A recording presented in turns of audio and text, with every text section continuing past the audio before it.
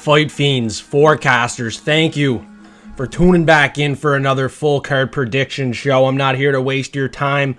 We're going to get straight to it. If you're looking for early access to the picks and access to the bets as soon as they drop, hit the link in bio below. Patreon is only $5 a month.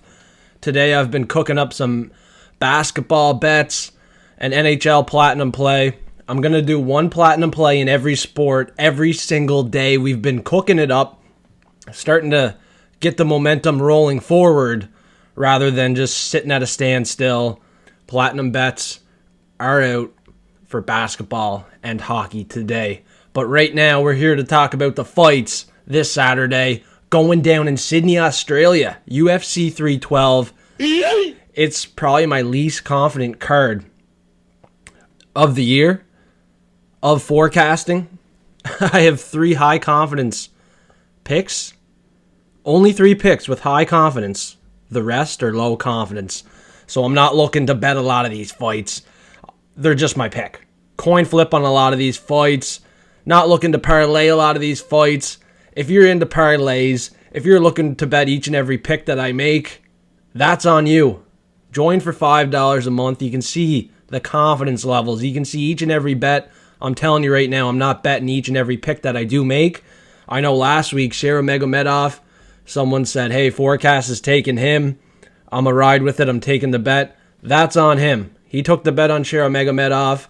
My Platinum forecasters seen no bet from me. No units were lost from Sharamegomedov. Shara Bullet, he lost. And people in the Discord, like Barber, were saying any buffoon wouldn't have taken Shara Bullet Megomedov in that fight. Well, I was a buffoon. He proved me right. He proved me wrong. Michael Venom Page got it done. Barber, he's usually inconsistent when he's trying to disagree with Fight Fiend, but Barber got one on me last weekend at UFC Saudi Arabia. 3 picks wrong. Like I said, Shara Bullet Megomedov and then Israel Adesanya. So momentum is rolling forward. Fight Fiends forecasters are fired up. But I'm here to tell you, this card is sketchy. We got 2 title fights, though. The last 2 fights of the night. And once again, the last 2 fights, they're the closest fights on the entire card. They're hard to predict. They're 50-50 fights. I'm not looking to have too much exposure, let alone a bet on these 2 fights to end the night off. Last event, I told you, the last 2 fights, make your money before that point and you'll be fine. Let's get paid, sit back, relax, enjoy the last 2 fights of the night. Because I knew exactly what was going to happen. Yeah, I picked Adesanya. Yeah, I picked Shara Bullet Megomedov. But a pick and a bet is completely different, and you got to look at the confidence levels. So a long shot parlay, Adesanya, Shara Bullet, they were in the full card parlay. Less than a quarter unit on that bet. So they're not on any other bets. They weren't on any other bets. And these 2 fights to end the night off will not be on any other bets. Weili Zhang defending her belt versus undefeated Tatiana Suarez. Goddamn. Middleweight fight, rematch, Dricus du Plessis. He won the split decision the first time with Sean Strickland. They're running it back. Main card to the prelims. I am lacking confidence. So like I said at the start of the video, I'm not here to waste your time. Let's talk about each and every fight real quick, and I'll let you know what I'm doing on this fight. But if I'm picking a fight, it doesn't mean you should bet it. That is not what it means.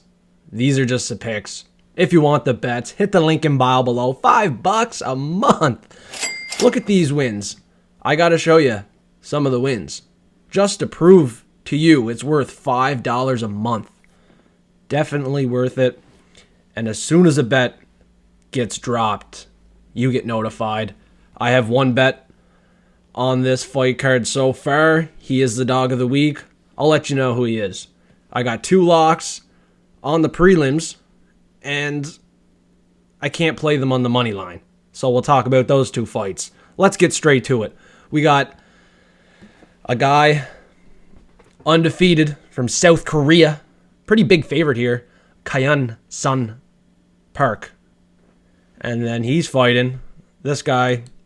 Super hard to pronounce his name. Knockout artist. But he only has 2 knockout wins. Tumendemberel. And this guy, he lost a split decision to Carlos Hernandez. Split decision. It was a close fight. He showed chances in the fight that he could get a knockout finish versus lower level guys. But is Hyun Park lower level than Carlos Hernandez? I don't think so. Look at the odds. I mean, you look at where they're ranked worldwide on Tapology. That says enough as well. Not looking to take an underdog in the first fight of the night, especially a guy from Mongolia who has, lower level fights on the record. So I think the undefeated fighter keeps it rolling here. He was on the road to the UFC. You can't have a ton of stock or confidence in those wins. But hey, they had a common opponent that a lot of people aren't talking about. And Hyun Park submitted him in round 1. Easy work. And you look at Tumendemberel. He won a split decision to that guy. On the road to the UFC. So a common opponent. Tumendemberel struggled, went to a split decision, got the win. And Hyun Park ran through him, submission round 1. Look at the odds. Look at where they're ranked worldwide. What is it? 45th ranked for Hyun Park. And Tumendemberel, he is 80th ranked worldwide. I mean, you got to look at the people in South Korea versus the people in Mongolia. Obviously, it's harder to be a good prospect from South Korea. There's more population there. So I think this favorite gets it done first fight of the night. I know the underdogs like to bark in the first fight of the night, so I'm not playing this one too heavy. And yeah, looking at the flyweight worldwide rankings, Hyun Park, number 43 ranked versus Tumendemberel, number 79. Look at the odds as well. Hyun Park, pretty big favorite in this spot. Not looking to chase the dog. Not looking to do it. Next fight of the night, you should not chase the dog either. Quillan Salkilld off the Contender Series win to Gage Young. Looked pretty good. We thought he was going to get the finish. In this fight, he should get the finish. Jubli got finished to Mike Breeden, who was chasing him down in round 3, barking at him. Jubli has not fought very good, guys. He's from India, 30 years old, 5 years older in this fight, and he's a basic boxer. He's a crisp and clean fighter, but low-level fights. He won a split decision 2 years ago, knocked out Jenkins. Chin's questionable there. And his other fights, he got a submission win to a guy 2-2 over 3 years ago. I mean, the guy from India, over plus 300 at this point, is a guy everybody is looking to fade. And fucking right, let's do it. Quillan Salkilld, lock of the week. He gets it done. Minus 400, but I'll give you a better play. Inside the distance. I'm locking it in. Inside the distance. If you can't get it done inside the distance, the lock will not count. So, if you're listening, you know what to do here. Making his debut in Australia in a favored matchup. 25 years old. 6-inch reach advantage. I think Salkilld kills Jubli and looks slick on the feet, on the ground in this fight. Everywhere he should dominate. And this is definitely the most confident pick on the card. As a favorite, he should not drop the bag. We're on to the next fight. Could be the lock of the week. The second one and the final one. If I'm not mistaken, we got... Who's next here? Yeah, it is. No, it's not. But I'll tell you what, this guy here, Jonathan Micallef versus Kevin Jousset, is a dog of the week. I look at the odds, and I think they're wrong. Kevin Jousset has not impressed me so far to date. I mean, he beat Kenan Song. That one got me out of my seat. Real excited for that fight. Wow, he dominated. I mean, he got pieced up to Brian Battle. Tough fight there in his last one. Obviously, off a loss. He'll be a little bit more hesitant. And now he's fighting a guy that looks in great shape, Jonathan Micallef. Coming off a win to my Canadian. Best Canadian prospect we had to offer. 5-0, Muhammad Ado. Got submitted in round 1. Pretty easy work 3 months ago. The debut fighter is born and raised in Australia. Another 25-year-old. He's 6 years younger in this fight, plus 200 underdog. And he looked damn good against a dominant fighter on the Contender Series. No bum. Muhammad Ado was no bum. I remember that fight pretty good. I thought the striking on the feet would be too much. And Micallef shut him down. He got the takedowns. Single leg, double leg. I think he gets him down. Has better control on top. This underdog is live. He is my dog of the week. He is the first bet for me this week. And the captain should sail along to a win. Maybe a decision. Maybe a submission. But at plus 200, I mean, I just see a way for him to win this fight. He did lose by knockout to a guy 8-3. Aiden Bates, 11 months ago. Maybe the chin can get cracked, but Kevin Jousset has not shown me on the feet he can get it going. He got a submission win to Kiefer Crosby in his debut. He knocked out a guy 12-6 before that and went to a split decision with a guy 11-1. A couple losses for Kevin Jousset on the record as well. Not overly impressive before he entered the UFC. I do see holes in his game. He lacks a reach advantage in this fight. He is a little bit taller, but I don't like his striking, and I really don't think he has impressed me to be a minus 200 favorite, minus 250 favorite. That is not justifiable. I'm taking the Australian in this fight. Dog of the week. Lock it in. Lock it up. Let's go. Let's get these bags. Aussie, Aussie, Aussie. That is the best Australian underdog on this card. Maybe Junior Taffa, Justin Taffa, on the main event. He has heavy hands. But dog of the week, money on this guy here. I think the captain just sails to a win in this fight. 7-1. He is a prospect. I think has a little bit of success in the UFC. He looked damn good on the Contender Series. Debut, big test. I think he passes it. Now we got Cody Steele in a debut fight off the Contender Series.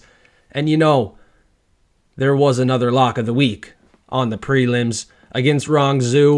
It's tough to lock in Cody Steele. He is a sizable favorite, but I think it is justifiable in this fight. Rong, second time back in the UFC, hasn't impressed me, honestly. Coming off a loss as well here by doctor stoppage. I think he can get finished in this fight. He's been submitted 4 times. All right, he's been submitted 4 times. He's fighting a wrestler that is very dominant, 7-0. Heavy hands on this guy, Cody Steele. You look at the last fight, you know, it was competitive, round 1 a little bit. He found the body shot. His IQ is much higher level than Rong.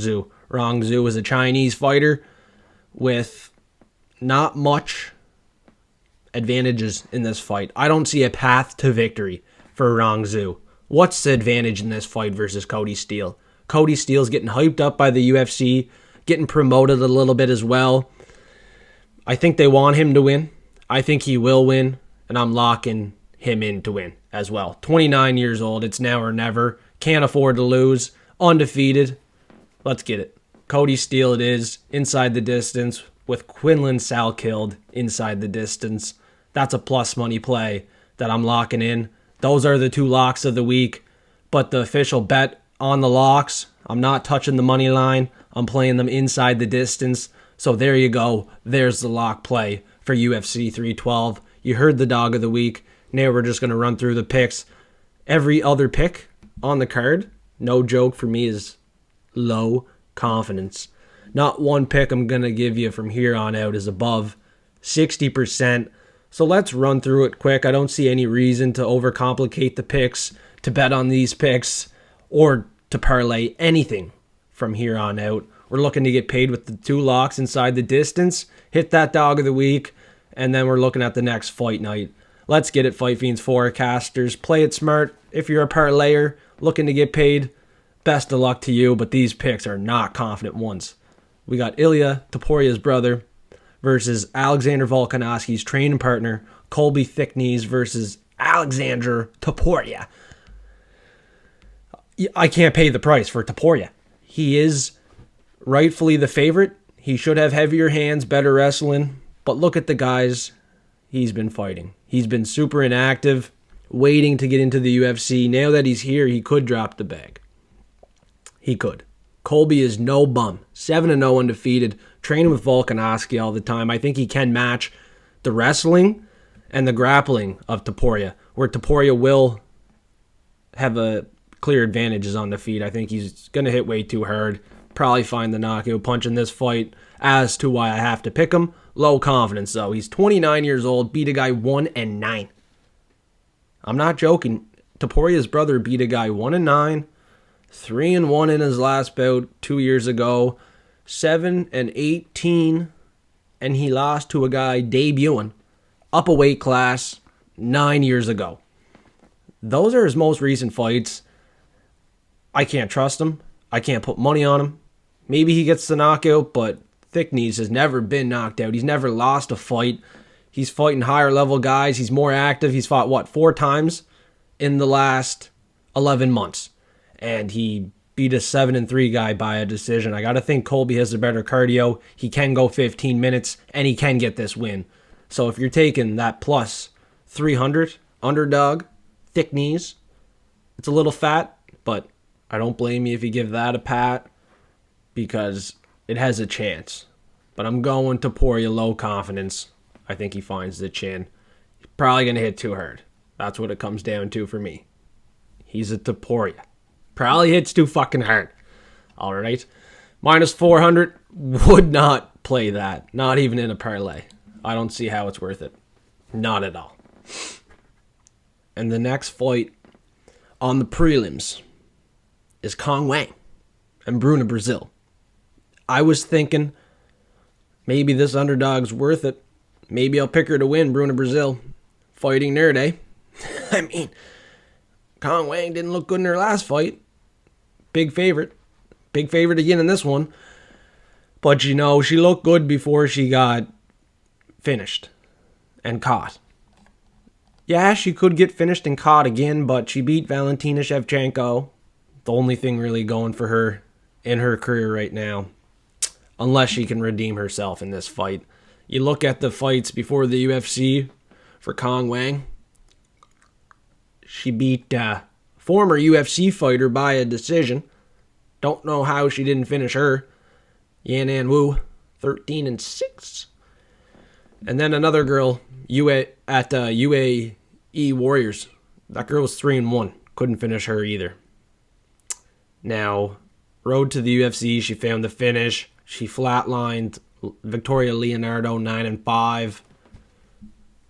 Obviously. But yeah, her last fight, 9-3. Gabriela Fernandez found the submission after finding a nice strike on the feet to sit the ass of Wang on the ground.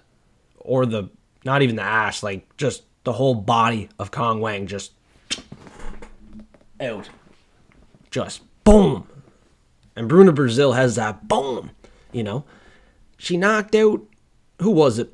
Marnik Man. 5-0 undefeated with a head kick on the Contender Series.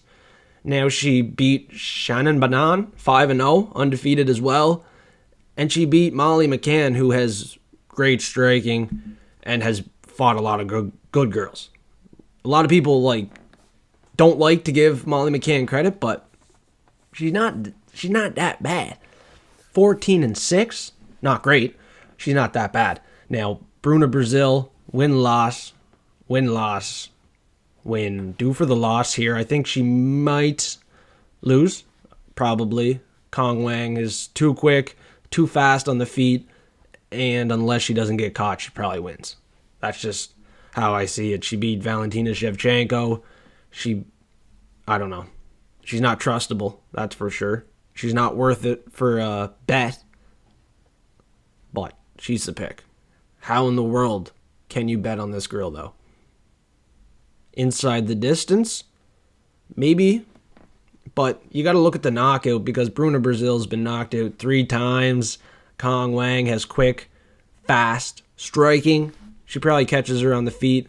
Maybe she can club and sub her, redeem herself on the ground. Loses by submission, wins by submission type situation, but I would not bank on it.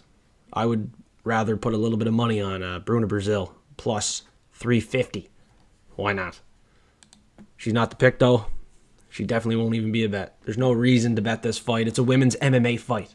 Why would you bet this? Why would you put Cong Wang in your parlay? All right, that's on you. That's on you. I've done it before. You learn from your losses. You can't be making the same mistake twice. Especially when you're gambling with your hard-earned money. Don't make the same mistake twice. Come on now. Let's get this money. Tom Nolan versus Viacheslav Borshchev in a fight that favors Australia. This guy has a reach advantage, height advantage, and he's younger in this fight. Viacheslav Borshchev seems to be slowing down. Won a split decision in his last fight. Went to a draw with Nazim Sadikov. Lost to Chase Hooper where he just got outmatched. He was too old. Chase Hooper was too young, too quick. Found the Durst choke. He took another loss to Mike Davis. Now this is a losable fight versus Tom Nolan, but Tom Nolan is chin. Hard to trust. He got knocked out pretty bad to Nicholas Mota. So if someone tries to outstrike him, they could have success. And now you have one of the best strikers in the division potentially, Viacheslav Borshchev, who unfortunately just seems to be slowing down. He's 33. How is he slowing down? Maybe he still has it, but he certainly doesn't have a reach advantage in this fight to have success. He's lacking 4 inches. And Tom Nolan can find that crisp and clean shot down the middle when Viacheslav Borshchev gets caught ducking for those body shots. I think Tom Nolan finds the shot to get it done here at home. He's pumped up, motivated, looking to carry the momentum into another win here. Training at Team Compton Training Center might not be the best place for him. He could be at a better gym, but I don't know. Viacheslav Borshchev hasn't been a trustable guy for me. He's 8-4, but he is the team alpha male striking coach. He should be the better striker. Just too old in this fight. He's lacking what? 6, 7, 8. He's 8 years older, and he won his last fight by a split decision.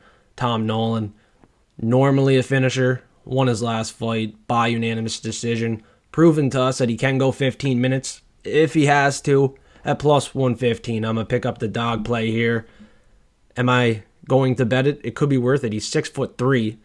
Borshchev is 5'11". The height, reach, hometown advantage, all favors Tom Nolan, the train. Big train, not the train, but I'm going to hop on the train. Tom Nolan, it is for me. Underdog money versus a guy who's 8-4. Tom Nolan's 8-1. Yeah, he got caught to Nicholas Mota, but Mota hits harder than Borshchev. Doesn't hit more accurately, as precise, which is sketchy, but Borshchev doesn't hit that hard. He's just accurate, technical. It'll be a good fight, but I think Tom Nolan finds it at home. Aussie, Aussie, Aussie. Aussie, Aussie, Aussie. Jack Jenkins, Gabriel Santos at this price. Jack Jenkins is the pick. Low confidence. Hard to trust this Aussie. Honestly, Gabriel Santos has been looking pretty good. Went to a split decision with Lerone Murphy. Probably why this is priced where it is. People are wondering, like, why is Gabriel Santos such a big favorite? Well, dude, he went to a split decision with Lerone Murphy, one of the top guys in the division. You know? Do you do your homework, dude? Do you? Probably not, but Gabriel Santos at minus 230 wouldn't be too confident in the pick. He did lose 2 fights in the UFC. He lost 2 outright fights. And he got knocked out in one of them. When he does not have success with those takedowns, he starts to kind of quit on himself. That's what it looked like versus David Onama. David Onama lit him up, found the uppercut shot, and proved that he's just a better striker. Lerone Murphy was the better striker as well in the split decision loss. Now, Jack Jenkins, I think, will be the better striker. He can stuff takedowns, so I'm going to pick him with low confidence at home here, but it's not a pick I'd be looking to bet or parlay. Like I said, a lot of these fights, I'm just making a pick. Gabriel Santos coming off a win here, minus 200. Bookies might be onto something. They could be onto something, but I'm thinking they're smoking something. They're trying to set up a couple traps here. I don't see how Gabriel Santos should be this big of a favorite. Maybe a 50-50 fight. Jack Jenkins lost to Chepe Mariscal got knocked out, but it was a arm injury. I think he had more fight left in him, but he got hurt. So if he doesn't get hurt, I think he's fine in this fight. Yeah, he could get taken down, but at home, he should have a better grit and determination to get on his feet, continue to fight, and look for the knockout shot. Gabriel Santos got knocked out before to David Onama. If David Onama can do it, why can't Jack fire Jenkins? I think he can. But he beat Herbert Burns in his last fight. Wouldn't be too confident in him. Split decision to Jamal Emmers? Not bad. Don Shanis, unanimous decision. All right, okay. 8-1 knockout win on the Contender Series. He has hands. I think he has a lot to prove in this fight as a plus 200 underdog again. These odds, I'm going to have to pick Jack Jenkins. Like, if it was a 50-50 fight, different story. At these odds, with how confident I am, it's dog or pass. It's dog or pass. And before we keep going with the full card prediction show, make sure you subscribe if you have not yet. We got to get up to 1,000 subscribers. And just suplex the subscribe button. Why not? Tune in again and stay forecasted. Comment below, help with the algorithm. I really appreciate that. And like the video while you're at it. Just smash it. Like the hell out of it. Let's go. We're on to the main card. Jake Matthews. And that means it's time for a shout. It's time for a shout. P-Dub Nation. Where's that Pink Whitney? P-Dub. P-Dub. Pink Whitney. Let's go. The Canadian tariffs might fuck us up. Might not get that Pink Whit anymore. So I've been collecting some bottles. Making sure that we can stay stocked up. You know, with these tariffs, the U.S. exports are going to stop coming to Canada.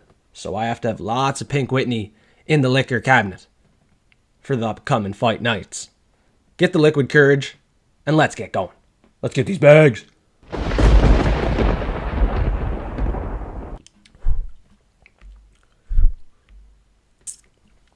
Jake Matthews, Francisco Prado. Not the Prado bags.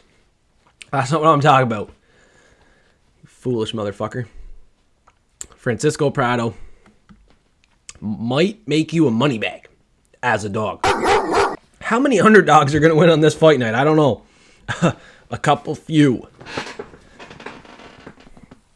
But I can't pick Prado. I can't pick him. I think he will push forward and have the better striking. But he's moving up a weight class. That's a problem for me. I was picking Prado. Moneybag Prado.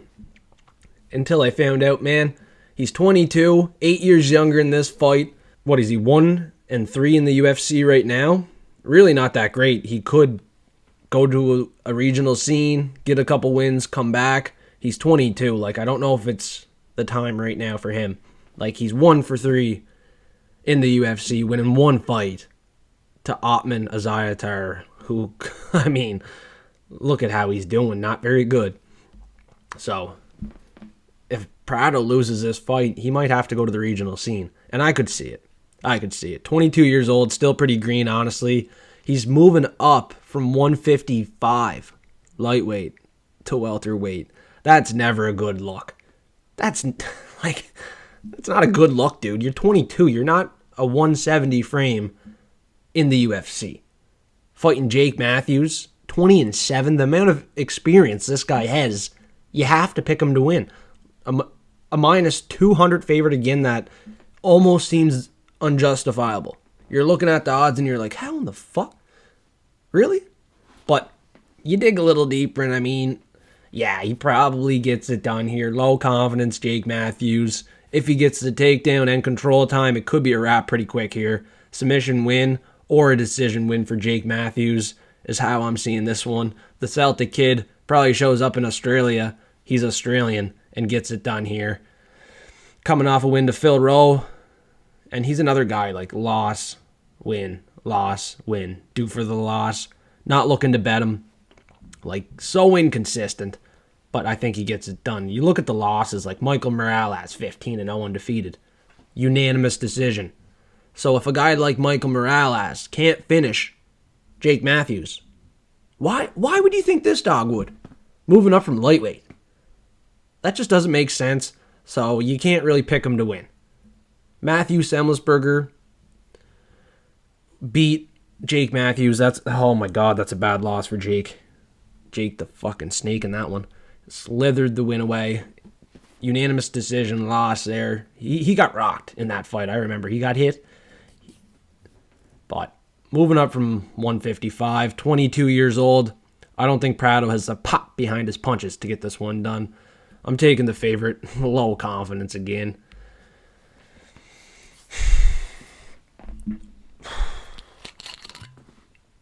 Get the liquid courage. Help out with your confidence. Get a nice little buzz on for the big boys. 205ers. And then the 265ers coming up here. Rodolfo Bellato, Jimmy Crute. Oh, take a shot.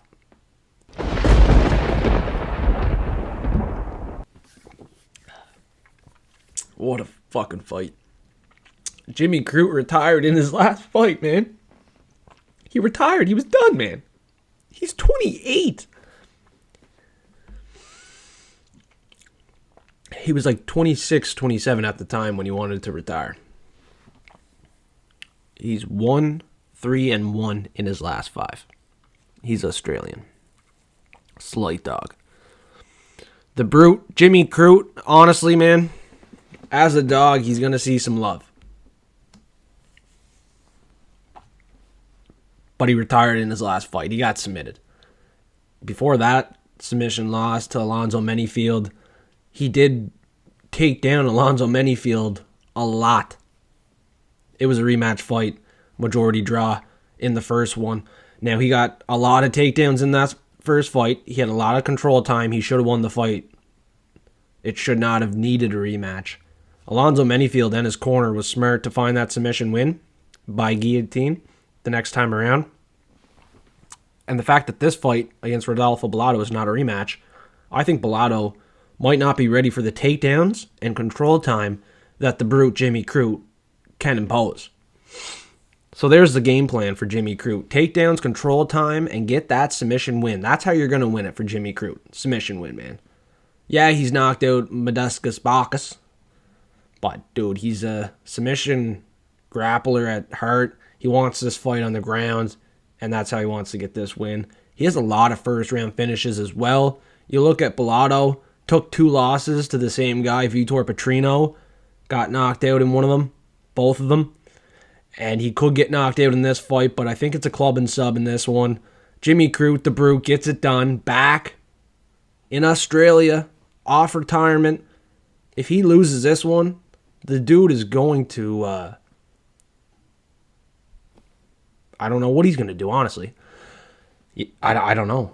If he loses, he's probably going to cry on public television. Grown man crying on public television. Hanging up the gloves before the age of 30. Showing to his fans and family. He is a quitter. He is a quitter. Bellato hits hard, man. Knocked out Ior Potieria in his last fight. Knocked out an undefeated fighter on the Contender Series that I was picking to win. Murtaza Tala. Nice win in that one. This guy has hands. He hits hard. He's improving. He's a physical specimen. Jimmy Crute just has to avoid the knockout punch, and then he should be fine. I think on the feet as well, Jimmy Crute could be the better striker. He did knock out Modestus Bacchus. Showed his striking in that fight, but 4 years ago, I don't know if he still has it. He wanted to retire. I mean, he's training in Australia. These Australians don't like to leave Australia, and I don't think that's going to favor them. This guy, Jimmy Crute, lacks a reach advantage in this fight. There's a lot of red flags. You can't bet this dog. It's intriguing. Maybe submission or bust. That's how you can play it. Submission. Good plus money. A lot of value there. Maybe inside the distance. But Jimmy Crute, man, I'm not picking him on the money line. Not putting him in a parlay. He's not a dog of the week. He could get banged out in this fight and hang up the gloves again. he could do it. He's 1-3-1 in his last 5 fights. Hung up the gloves in his last fight. I don't see how you can bet this guy. Have confidence in this guy. I mean, you're just hoping he wins. So with that type of mindset, he's a pick, not a bet. Bellato is live in this fight. Clearly, he's a favorite. He has a 3-inch reach advantage. But honestly, in his last fight, he didn't look that good to your Topuria. Topuria did catch him a little bit, had a little bit of success. So there is holes in Bellato's game. He's been knocked out twice before, and he's never seen a grappler or a submission artist, in my opinion, like Jimmy, the Brew Crute. So give me that dog. Let's go. Heavyweight fight now. The trend continues. Another dog is barking. Australian. Aussie. I think he gets it done. He's fighting a guy off the Contender Series. And this guy is a Brazilian as well. Undefeated, though. Teixeira. In his last fight, honestly, I don't think he looked that good. It was kind of like Bellato. He got the win. But before he got the win, he didn't look that great. There was times where his opponent was having success. Landing some shots on the feet. Now, if Justin Tafa lands one shot on the feet, it's over. Done. D-O-N-E. Done. Over. Done like dinner, man. 7-4. Don't let it trick you. He's plus 130. These odds are close for a 7-0 fighter to be fighting a 7-4 fighter. The odds are really close when you look at the records. Teixeira fought a complete bum, Arthur Lopez, 6-1 on a Contender Series. And before that, 2-1. What a win. 2-1 again before that, LFA. 4-15 a year ago. Knocked him out. 1-1. Knocked him out. I mean, Teixeira has some incredible championship caliber wins. This guy's unreal. Undefeated. Wow. How's he undefeated? He has a 9-inch reach advantage in this fight. He's 6'7", and that's all he's got in this one. I don't think his chin's going to hold up. He's never fought a fighter like this that hits as hard as this. And the last big boy to fight Justin Tafa got caught in round 2, Austin Lane. Austin Lane was 6'7", 6'6". Justin Tafa found a way to close the distance, get into dirty boxing range, and land that shot. Big overhand left hook in that fight. And I think he finds it in this fight. He lost his last one by a decision to a wrestler, Carl Williams. But Teixeira is not at that level. Not even close. At all. He has fought very low-level competition. You heard it here. And he has a puncher's chance in this fight. And he should not be favored. Take that plus money. Play him by a KO. It's probably going to be in round 1 as well. If you want the round 1 KO bet, there it is. Harry Hunsucker and Parker Porter are 2 victims of Justin Tafa as well. So, how can you go against this guy? Aussie. Justin Tafa is a bad man, and he's nothing like his Brody. Junior Tafa, that guy, he's a little not trustable. He's not very good. Justin Tafa, 7-4. Not great either. But hey, he has a puncher's chance that is significantly higher than the puncher's chance that I think Teixeira has in this fight. The Batman hits like a truck. He's fighting at home in a main card spot. I love it. He could be the dog of the week, but he ain't. You can't trust Tafa gang. Get out of here. You can't be trusting those boys. So unreliable. They've been really good to me in the past, so it's hard to give them too much shite. Next fight, co-main event. Flip a coin, 50-50 fight. I honestly thought I'd take the current champion, Weili Zhang, 25-3 in this fight, versus Tatiana Suarez, 10-0. But 10-0, 10-0, Tatiana Suarez. I don't know. I smell something in this one. Weili Zhang hasn't fought anyone really that good. They're kind of handing her people to beat. Just, here you go, layup, layup, layup, layup, layup. Tatiana Suarez is not a layup. She's the better wrestler in this fight. And in a strawweight division that relies on women's fighters to out-wrestle their opponents, it's cut and dry. Tatiana Suarez, by a decision, barely gets it done to a good fighter, Weili Zhang. A great matchup for Tatiana to prove she's one of the best in the world. Training with Patchy Mix, day in and day out. She has the game plan to beat this caliber of fighter and better caliber of fighters in the future. I think we might be surprised with how good Tatiana Suarez is. She beat Montella De La Rosa, Jessica Andrade, easy wins. People are overlooking those fights because it's De La Rosa and Andrade, but I think she can beat a lot better girls than that. She's 10-0. She has a great story from day one. As soon as she was born, entered this world, she was a champion, she was a fighter, and she deserves that belt. I truly believe that Tatiana Suarez deserves the win, and she will get it done and probably look dominant versus a girl that is a very dominant champion. What a great fight this is.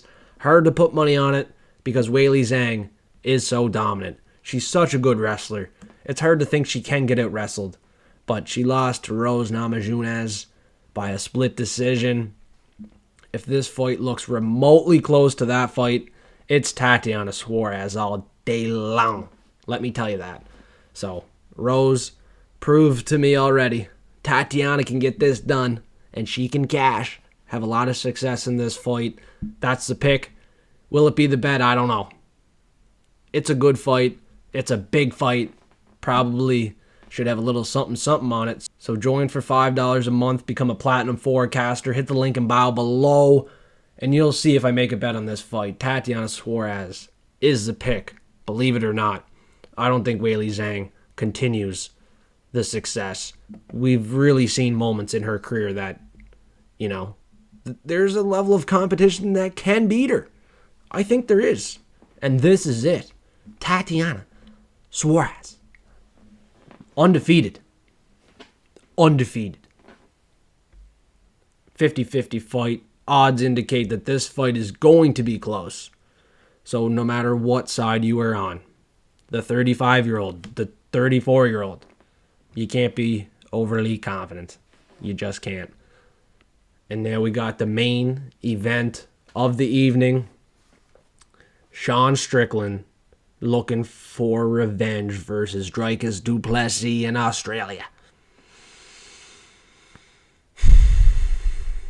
I had Sean Strickland the first time. He should have won if it wasn't for that cut. That cut caused a lot of problems in the first fight for Sean Strickland. So I think if Dricus doesn't cut him open, Dricus going to struggle. If Dricus don't get the takedown, Dricus going to struggle. Dricus has seen a lot of success. He's going to see a lot of money in this fight. He's too big of a favorite in this fight. Way too big of a favorite. Sean Strickland has a one-dimensional game plan. It's pretty basic. Fight off the jab. Walk your opponent down with constant pressure and have a great cardio to outlast them. He has a way to win this fight. He has respect of Dricus du Plessis. He can probably stop most of the takedowns. He's not the champion, so he's now fighting for something. That's the difference. He has something to fight for. He wants to fight to be a champion now. He doesn't have to retain the belt, remain a champion. He's fighting to be the champion again. He has something to fight for. Because I picked him in the first fight, and because it was so close, I'll pick him in this fight, but I'll tell you what. Dricus du Plessis could take him down and choke him out. Dricus du Plessis could cut him open and dominate this fight. That's what could happen. Anything could happen in a fist fight, especially at the highest level. So I'm not going to bet this fight. I'm going to pick the fight pretty much how I picked it the first time. Sean Strickland by a decision. Revenge spot for him. This fight probably goes to a third. And then Dricus du Plessis, I don't know, gets it done. I have a feeling he gets this one done. Sean Strickland is a low confidence pick. But we're going to see here. Plus 170. A little bit disrespectful. I feel like it's a dog or pass situation. But will I bet the dog? Maybe. Maybe. Like I said. This fight, another fight. Championship fights. Pretty big fights. You need a little bit of action. I like the underdog in this one. The value's there for me. I might get to a point where I bet Sean Strickland. He knocked down Israel Adesanya. Beat him by unanimous decision. Beat up Paulo Costa. And probably coulda, shoulda, woulda beat Dricus du Plessis in the first fight. Decision win. Sean Strickland. Maybe the judges get it right. Could be worth a look. Could have value on it. It must, because he is a plus 170 underdog in this fight as a challenger, not as a champion. I'll take Sean Strickland, but I cannot trust this guy. And Dricus du Plessis has looked dominant inside of the UFC. He has shown moments that maybe he isn't that guy, but so far, from what we have seen, he has been that guy. He has been the guy, man. And how can you go against him? Well, he had a tough fight with Sean Strickland. It went to a split decision. The cut had a lot to do with the fight. Sean Strickland's a really tough style of fighter to fight. Strickland has a great cardio. Du Plessis has a diminishing cardio as the fight gets extended. We'll see how this fight goes. What a fight this is. And it all goes down under in Australia. Thanks everybody for tuning in for another fight card prediction. This for it, UFC 312. Fight Fiends, forecasters, like the video, comment below, help with that algorithm, and subscribe if you haven't subscribed yet. Let your friends know F3 is cooking up. We're here to stay, and let's get this money together. F3 for L. We've been heating up, and now I completely forgot to mention last week, part of this success, 4-4-4 on the locks of the week. We crushed it. Absolutely killed it. And we got to do it again. Quillan, Salkilld, Kody, Steele, going to work as locks of the week this week. Can't wait to see them go to work in their debuts. Inside the distance or nothing it is for me. I don't know what you're going to do. Maybe you'll lay the chalk on these two fighters, but I'm letting you know what I'm doing. Just because this is what I'm doing, it does not mean you have to play the same bet. It does not mean you have to bet on each and every fight prediction I'm making. Take the advice, take the information for what it is. I'm not going to have each and every pick right. That's impossible. And like I said, I'm completely transparent. Was very low confidence in a lot of picks on this card. I'm not looking to bet a lot of them. So why would you? That's going to be up to you. And I completely forgot the dog of the week was barking last week. Vincius Oliveira. That was one a lot of people disagreed with. A lot of people.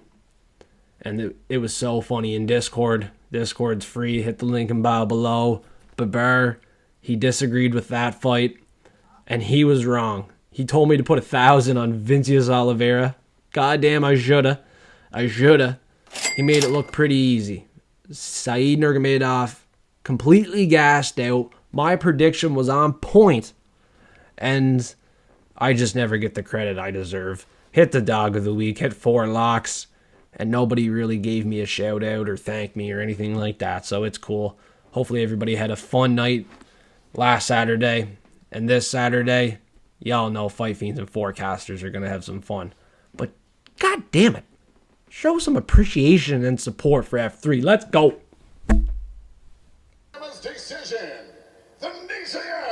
That's right. Let's go. Let's go. Levels to this fucking game. Go get an orange juice or an apple juice.